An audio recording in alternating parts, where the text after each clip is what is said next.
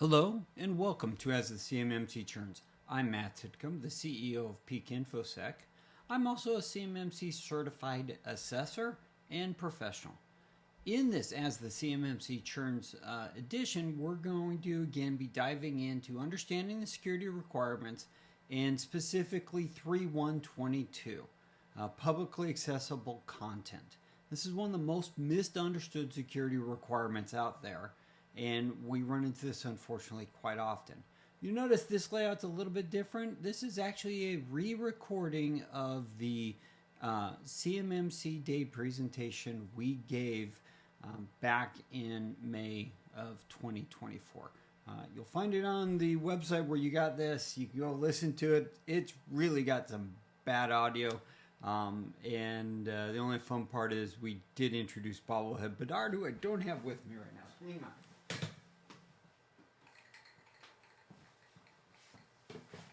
And here's Bobblehead Bedard. There we go. So, welcome Bobblehead. And Dave Bedard's joining us on this one, just as he did on there. So occasionally, if you see him pop up to give me a vertical head nod, just telling you he agrees with me. Okay, moving on. You see the laser pointer. I got to make sure I'm not hitting that. Moving on. So let's talk a bit about me. These are all lies. You guys have seen these. Moving on quickly. So let's talk the security requirement. Okay, security requirement actually does occur in all three levels. Two. Realistically, the CMMC level 1, this is one of the requirements at level 1. But in this case, it's about federal contract information. So again, we're not worrying about that as CMMC assessments and certification events, FCI, not our bailiwick. But you are required to have this same process in place for that. This does show up, obviously, in NIST 800-171 Revision 2, and you also see it now in 800-171 Rev 3. You'll see that it's changed a little bit and got a little bit more detailed, which is good. This helped. One, you need to make sure your people are getting trained to ensure that people does not contain CUI, so training is a good thing. And then you need to review the content for periodically to remove such information. So it's a little bit of a shift as we go forward into Rev 3. It's, in my opinion, not quite as proactive as the Rev 2 version. So we're going to kind of ignore Rev 3 for right now and just kind of keep focused on Rev 2 because that's what everybody's being evaluated against. Now, again, let's make sure we all understand federal contract information. It's not CUI. It's not public information. It's that information given or created under the federal contract, and it's not publicly releasable. This is FCI. Now, CUI obviously adds in that NARA categories, and it's that intersection of all three of those. That's where we find CUI. So keep this in context of as you're looking at the level 1 versus level 2 requirements for this control. Now, when it comes down to it from the discussion point of view, this is typically about systems that are controlled by the organization. And this is the one time that an out-of-scope component comes into a security requirement. Likewise, this is the only requirement that has nothing to do with the other 109. Yeah, this is the anomaly one, and this is why it's so confusing. This requirement focuses on just that public website content. It does not focus on your internal IT systems and internal processes. This is just preventing data leaks. So again, this is something typically controlled by your marketing department. And again, people that generally aren't involved. And it is meant to be publicly accessible. Now, when we say publicly accessible, this means there's no login, no credential, no nothing access. Now, social media is publicly accessible. Once you get an account, generally everything's in there. So we're talking public websites, social media, anything that you are publicizing stuff about your business. Now, the primary requirement use case for this is someone in your organization drafts and updates your website, LinkedIn post, Twitter post at all. Then that person is normally not an authorized holder. Kind of the way it goes. then the requirement is that that content is reviewed by a qualified person who is an authorized holder who would know what is or isn't prior to posting to inadvertently avoid leaking CUI or FCI. Unfortunately, this has happened not only in the context of the federal government doing this. Remember, these requirements started with the federal government doing dumb stuff, getting given to us. And then on top of that, contractors doing the same dumb stuff. People are people. And so if something does leak, you want to have a procedure ready to remove it. Now, that's it. That's the use case. This is what we're talking about here. So the assessment objectives are pretty straightforward. You're going to find that A is who, and this is what we're going to be looking for as assessors. Who by name is authorized to post? Who is that person who has access to GoDaddy, to your LinkedIn commercial website, etc., etc.? We need to know that by name.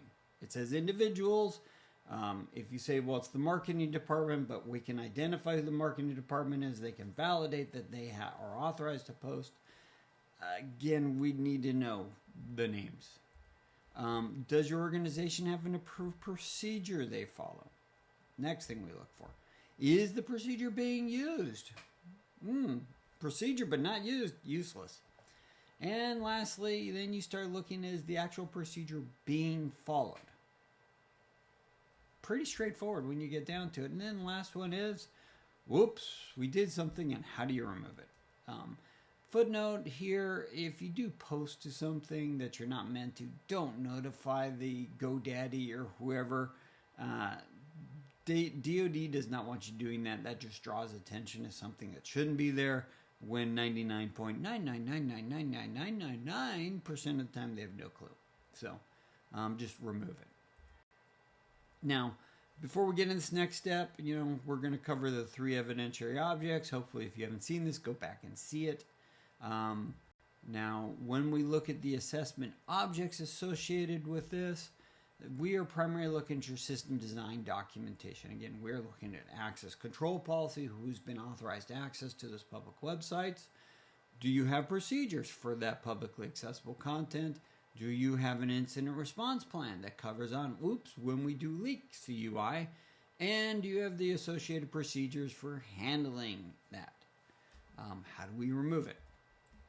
Your system configuration documentation.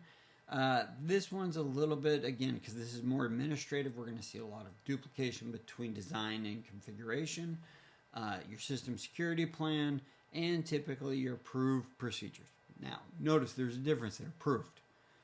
Again, draft, don't count.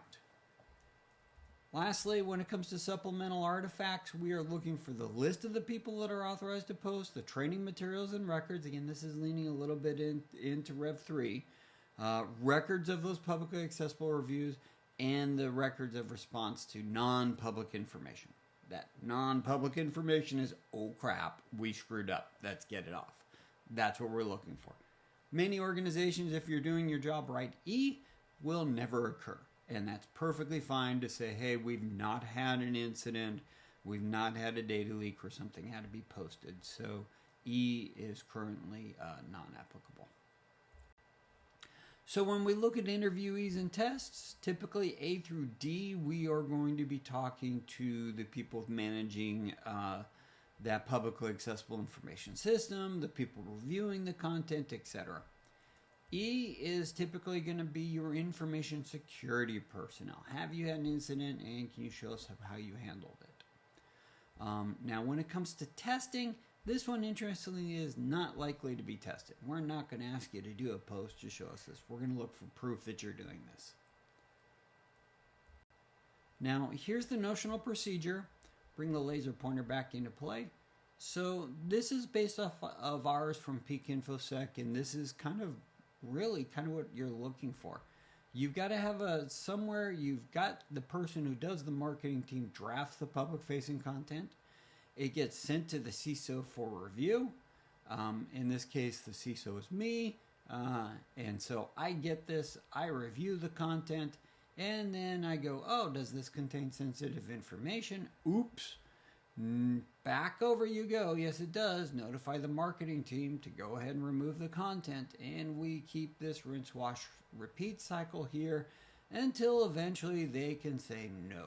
And if I say no, then I notify the marketing team to approve and publish the content, and then they publish the content.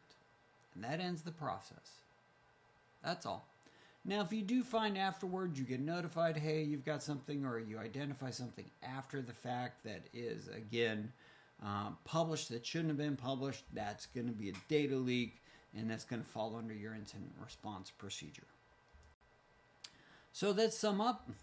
3.1.22 is all about preventing data leaks to your website. Again, this is all about that. That is all, just data leaks. Yes, it does mean that your public website are in scope for this requirement only, but are truly out of scope for all of the other 109 requirements. And so you need a procedure. And then lastly, have a procedure to catch when your humans screw up. Sorry, humans are going to screw up. Again, appreciate it. No questions from y'all since this is a retake of the one from CMMC Day. And thanks for joining us for As the CMMC Churns. And I'm Matt Titcomb.